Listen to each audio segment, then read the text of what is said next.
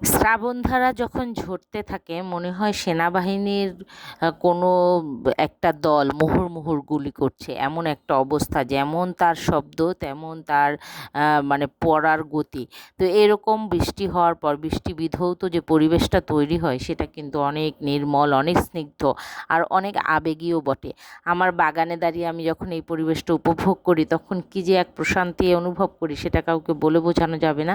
আর এইরকম সুন্দর একটা দিনে সুন্দর একটা পরিবেশে একদম যখন আমার গাছপালাগুলো বৃষ্টি বিধৌত বা মানে বৃষ্টি স্নাত ছিল, হাসি খুশি ঝলমলে ছিল, তখন এরকম একটা পরিবেশে দাঁড়িয়ে আমি আমার আরেকটা রচনার সাথে আপনাদের সাথে পরিচয় করিয়ে দিব, খুন রহস্য। এই খুন রহস্যটি আমি রচনা করেছি কিশোরদের জন্য, এবং এখানে কয়েকটি কিশোরের কৌতূহলী মনকে এমনভাবে তুলে এনেছি যে যে কৌতূহলী মনের জন্য তাদের কৌতূহলী চিন্তাভাবনা, কৌতূহল থেকে তারা অনেক বড় একটা সমস্যার সমাধান করে ফেলে, এবং সেটা প্রতি পাতায় পাতায় একটা টান টান উত্তেজনা রাখার চেষ্টা করেছি। আমার চিন্তাভাবনা ছিল যেন প্রতি পৃষ্ঠায় পাঠকের চোখ আটকে থাকে এবং পরবর্তী পৃষ্ঠা জানার জন্য তাদের আগ্রহ থাকে। আমার তরফ থেকে চেষ্টার কমতি নেই।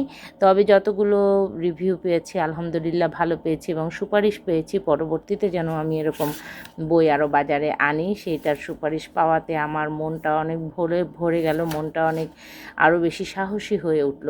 এই বইটা বাজারে এসছে পাপড়ির হাত ধরে, এবং 2025-এর বইমেলায় পাপড়ির স্টলে এটা আত্মপ্রকাশ করেছে, এবং সেখানে 220 টাকা মলাট মূল্যে বইটি সার্ভ করা হয়েছে পাঠকের উদ্দেশ্যে। এবং এই বইটির প্রচ্ছদ করেছেন আলমগীর জুয়েল এবং চিত্রকর্ম করেছেন প্রীতিকণা।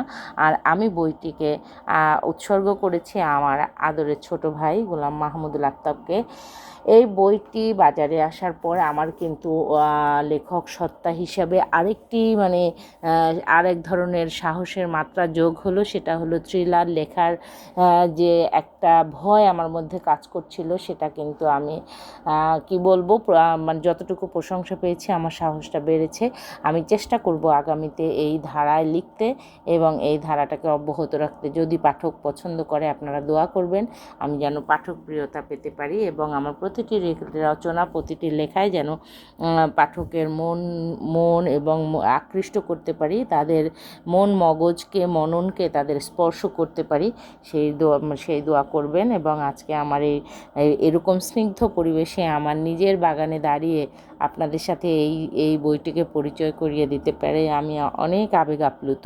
সবাই ভালো থাকবেন, আমার জন্য দোয়া করবেন, আমাকে যেন আল্লাহ নেক হায়াত দান করেন এবং সুস্থতা দান করেন, এবং যার মাধ্যমে আমি যেন আমার পাঠকদের আরও ভালো লেখা উপহার দিতে পারি, আমি যেন দেশের জন্য কিছু করতে পারি। সবাই ভালো থাকবেন, আল্লাহ হাফেজ।